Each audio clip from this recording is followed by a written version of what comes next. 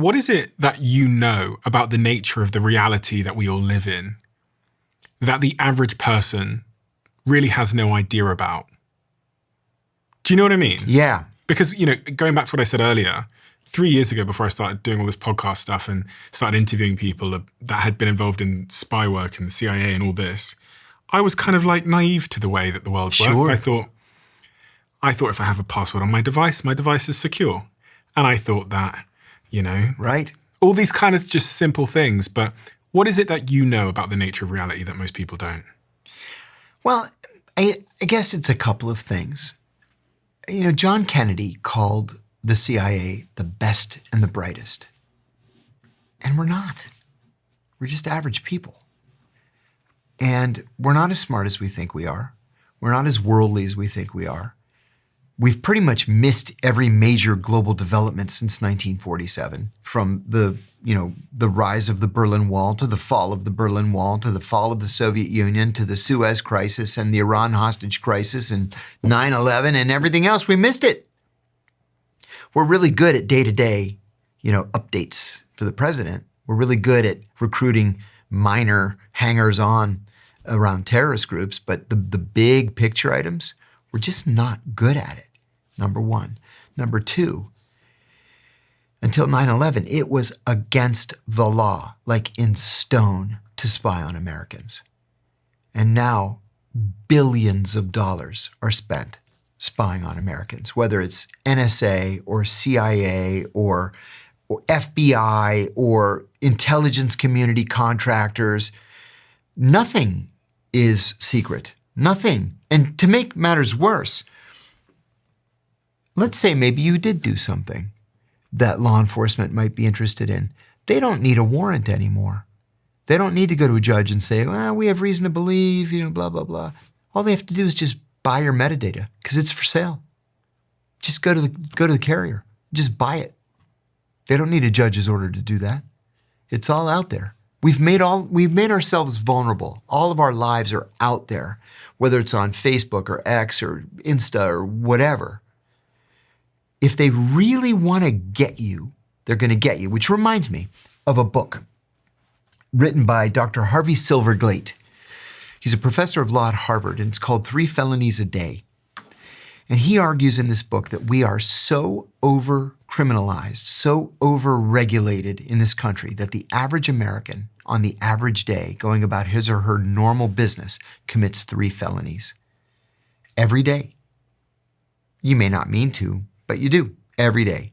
So if they decide they want you, they don't like your politics, they can get your metadata, they can go through that metadata, find crimes that they can charge you with, and ruin your life. And there's nothing you can do to protect yourself. To some extent, they did that to you. Yeah, they did. They did that to me. Because you spoke out about a torture program that was happening in the CIA. Yeah, John Brennan wrote a letter to Eric Holder and said, charge him with espionage. And Holder wrote back. Eric Holder was the Attorney General. Holder wrote back and said, my people don't think he committed espionage. And John Brennan wrote back to Holder and said, charge him anyway and make him defend himself. So they arrested me and charged me with 5 felonies, including 3 counts of espionage. Espionage can be a death penalty case.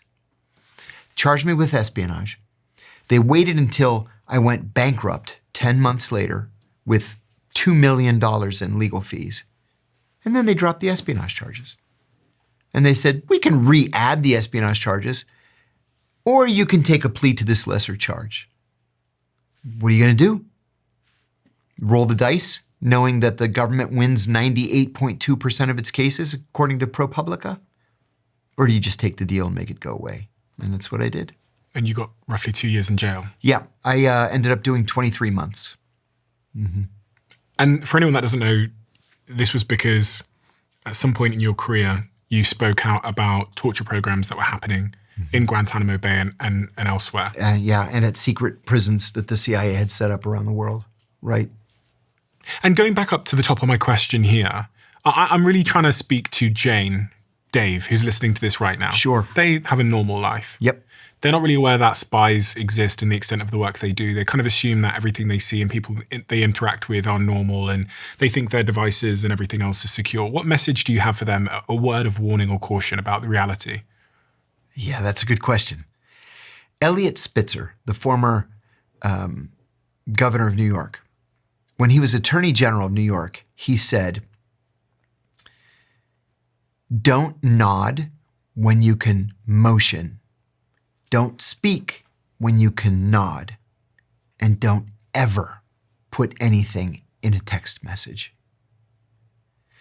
At the CIA on our very first day, they told us not to ever say or do anything that we would be ashamed to see on the front page of the Washington Post. I took that seriously. The truth of the matter is, because of technology the way it is today, our whole lives are out there potentially for someone to see, for someone to use against us.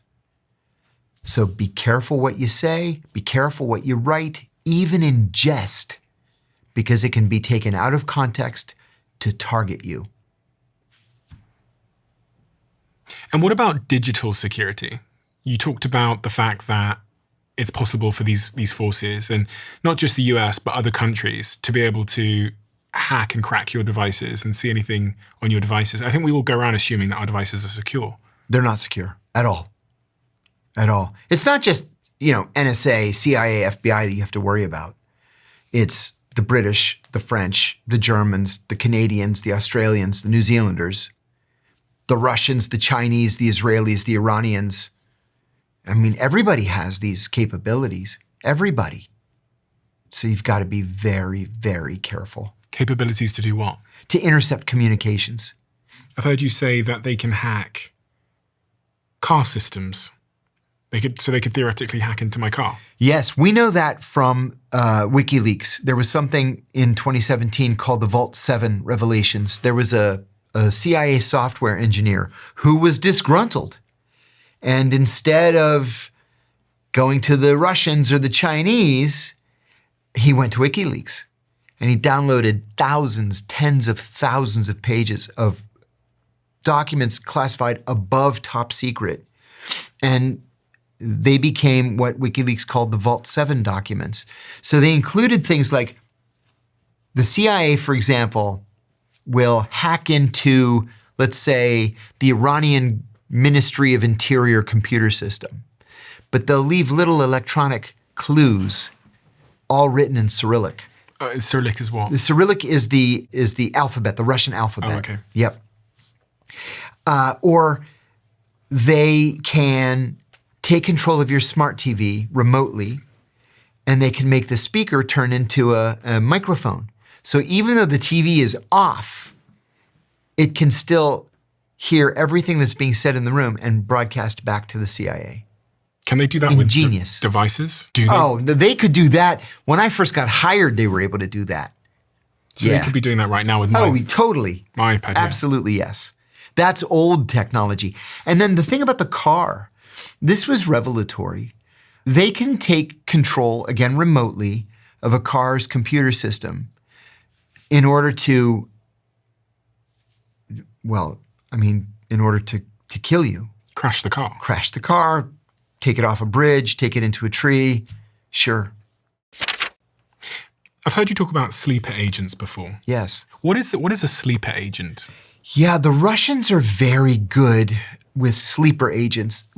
We Americans don't have, no other country that we know of uses sleeper agents. A sleeper agent is someone who is taken virtually from birth and trained to be of another nationality. For example, let's say you're born in Russia, and from the age of 2, they take you from your family with your family's acquiescence, and they take you to an American-style town that they've built out in the hinterland in Russia. And they teach you to speak English with an American accent. You watch American TV shows, you watch American movies, you eat American food, you get an American-style education. So I have no idea that you're not American. You speak English just like I do.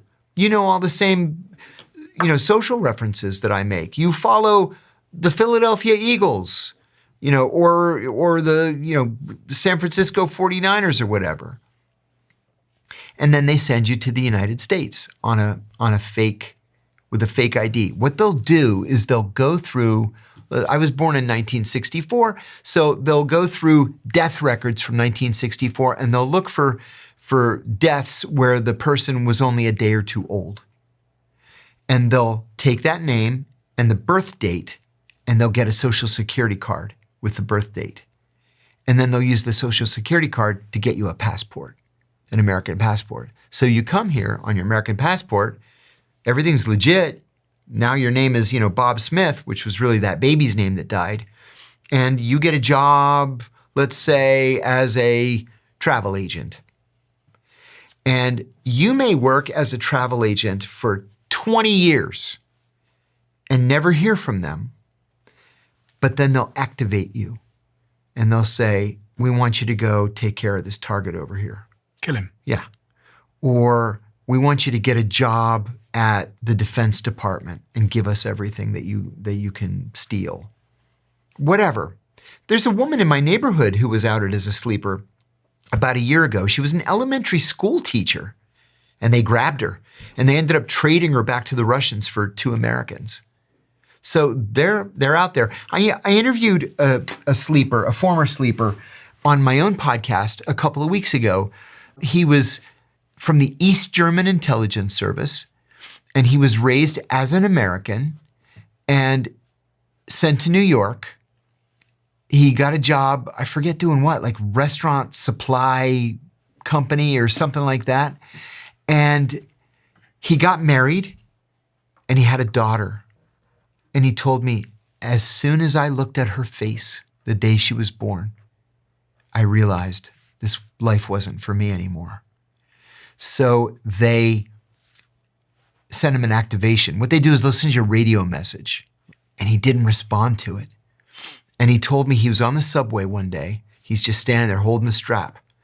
And this guy came up to him, and the guy grabs the strap next to him and whispers in his ear, if you don't report back, I have to kill you. And so he ran straight to the FBI field office in New York. And he said, I'm an East German sleeper, and I want to turn myself in. And he became a prolific source for the FBI. So he was taken as a young person. Yes. What was his story? Yeah, taken as a young person, sent to Russia to become American. Mm-hmm. They set him up with this phony identity.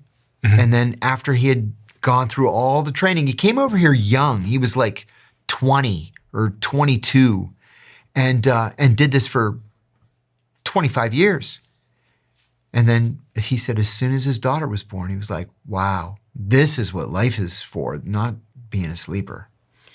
Do you think the average person listening to this conversation right now is interacting in their life at this exact moment in time with someone who is involved in espionage, spying, the CIA, or some international equivalent? Probably not. Because they're mostly focused, foreign intelligence officers are going to be spread out all over America. If a listener of this podcast is working in a defense company, a defense contractor, anywhere in America, then my answer is yes. Yes, you're probably encountering espionage of some sort or somebody committing espionage, whether it's Russian, Chinese, or Israeli. They're the 3 biggest ones that go after us. In Washington,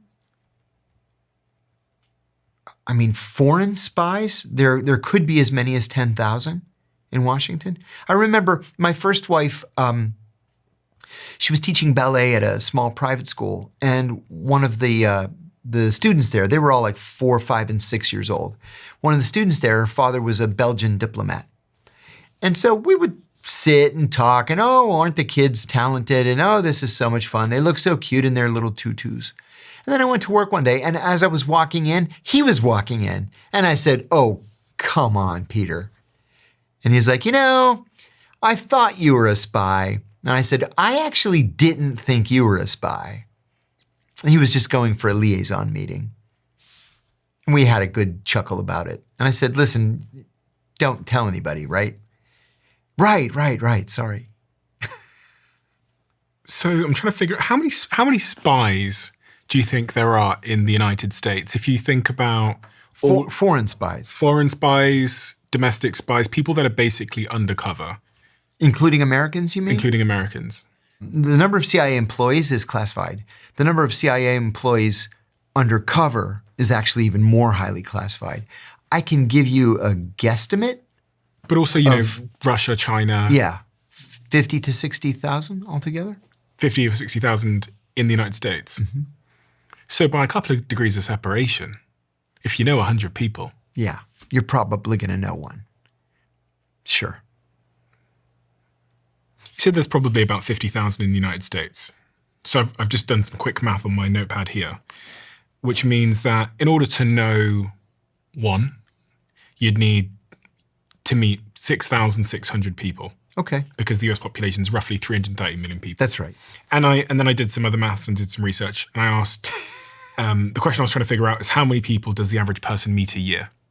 And it's roughly about 3,000 to 10,000 people. So, theoretically. So the chances are good? Every year, statistically, according to my napkin math, you're meeting one of these undercover spies. One a year. There it is. Now, that number I gave you is, I'm lumping like all CIA people and all foreign intelligence officers in the United States. Interesting. But again, if you work for an American defense company, Northrop Grumman, Lockheed Martin, Boeing, any of them, your chances of encountering a foreign intelligence officer are even money. Can't you, as a spy with the United States, ask the United States to give you loads of money? Like, can't you say, oh, you really want me to go do that? Can I have $1 million? Because you're potentially giving away a lot of money to other people. Oh my God, giving away like unlimited amounts of money. Because your budget when you were a spy, how much was it? After 9/11, it was unlimited. What does that mean? It means you can basically give away as much money as you need to. If I approach somebody and he says, I can give you this terrorist, I want 10 million. I'm like, done. What was the most you ever gave in 10 million. You gave someone 10 million? For what? Abu Zubaydah. Who's Abu Zubaydah? We believed that Abu Zubaydah was the number 3 in Al-Qaeda. He wasn't the number 3, but he was a very bad guy. I led the raids that captured Abu Zubaydah in Pakistan, Faisalabad, Pakistan, in March of 2002. And the State Department had a $10 million reward. We ended up giving the $10 million to the Pakistani intelligence service. It wasn't a person. It was just really great analysis that led us to him. But there were others in the so-called war on terror who got more than 10 million and got it like within 24 hours. Individuals? Individuals. How much? One got 25 million. Just a person? Uh-huh. And the thing is, there's a lot of danger there. If you're a shepherd or a T-boy and you make $40 a month and all of a sudden you have $25 million, something's up. And what was the 25 million for? It was for a very high-ranking foreign terrorist who was brought to justice. I can't say, because it was never publicly disclosed.